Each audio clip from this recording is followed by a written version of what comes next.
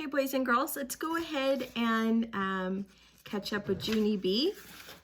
When we left off last time, she was still at the carnival, and they had gone to do do you remember what activity she was doing in room 9? The cakewalk. And when it was her turn and she had ticket number 3, or she was on spot number 3, and she got to pick out her own cake, and she picked, do you remember what kind of cake? A fruit cake. And it was very heavy. She had to drag it out of room 9. So let's continue. This looks like this must be our last chapter. So we'll finish up today and we'll start a new book tomorrow. Okay, chapter 8, the most usefulest cake I love. I dragged my fruitcake down the hall. Mother walked behind me. Her cheeks were sucked into her head. Want to drag it? Want to drag my cake of fruit? I asked her. Mother said the word, I'll pass. That's how come I dragged my fruitcake to the moonwalk tent all by myself. And guess what? Daddy was waiting with my other shoe. It had gotten stuck underneath the big tent, and we didn't even see it there. I put it on my foot. Hooray, I said. Now everything is happily ever after, because I have my shoes named Pat and Leather. And also I have a delicious cake of fruit. See it, Daddy? See the cake I won? Daddy looked at my cake in the shiny aluminum. Then he looked at Mother. He shook his head very slow. No, he said, don't tell me. Mother rocked back and forth on her feet. Yupper, she said.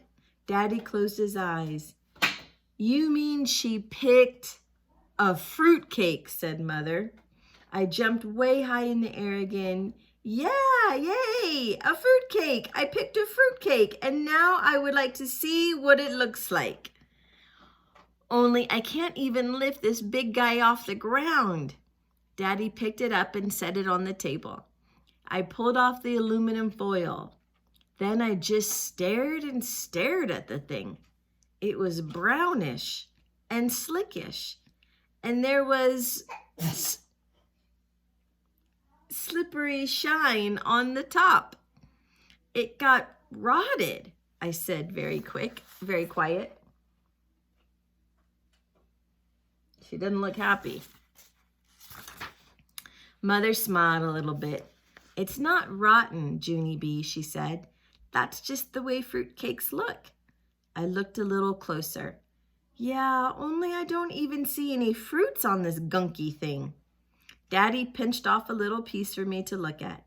He showed me some hard green things and some hard yellow things and some hard red things. He said those were the fruits. I put my tongue on a green one. Ugh, yuck, I said, Bluck. Just then I heard a voice. Junie B, look what I won at the cakewalk.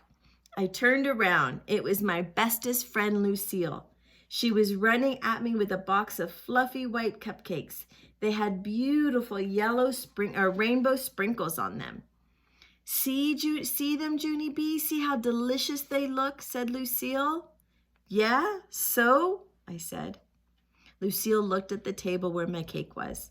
What's that? She asked. Did you win a cake too? Can I see it, please? I jumped in front of it. No, you cannot, I said. Only Lucille stood on her tippy toes and she peeked around my shoulder. She made a sick face. Ugh, ick, she said. What happened to it? Nothing happened to it, that's what, I said back. I quick put the aluminum foil on it again. Then I climbed on the table bench, and I pumped up my muscles, and I lifted my fruitcake way high in the air. This could kill you if I dropped it on your head, Lucille, I said, very straining. Lucille ran to her Nana speedy quick. After that, I got down from the bench, and I dragged my cake of fruit all the way to the car. Daddy unlocked the door for me. Get in, and I'll set your fruitcake on your lap, he told me. Yeah, only that thing will squish my legs into flatties, I said. And so Daddy put my fruitcake on the seat beside me. I climbed onto the top of it and buckled up my seatbelt. Hey, I can see the window when I sit on this thing. And it doesn't even smush down, I said. Daddy made a rhyme. Fruitcake, you sit. Fruitcake, the seat you can eat, he said. Yeah, only I never even want to taste this yucky, blucky thing again, I told him. Mother smiled. But that's the great thing about fruitcake, Junie B, she said. You never actually have to eat it because it never goes bad. Fruitcake has been known to last for years, said Daddy. And if you ever get tired of it, you just put a bow on it and you give it to someone you hate for Christmas. Then him and Mother laughed and laughed, only I didn't get that joke. Pretty soon, Daddy drove the car into our driveway. I carried my fruitcake into the house, except for just then it started to slip out of my arms, and so I quick plopped it on the kitchen chair. I climbed to the top of it again. Hey, look how big I am. I'm all the way raised up to the table. And this fruitcake doesn't even hurt my behiney.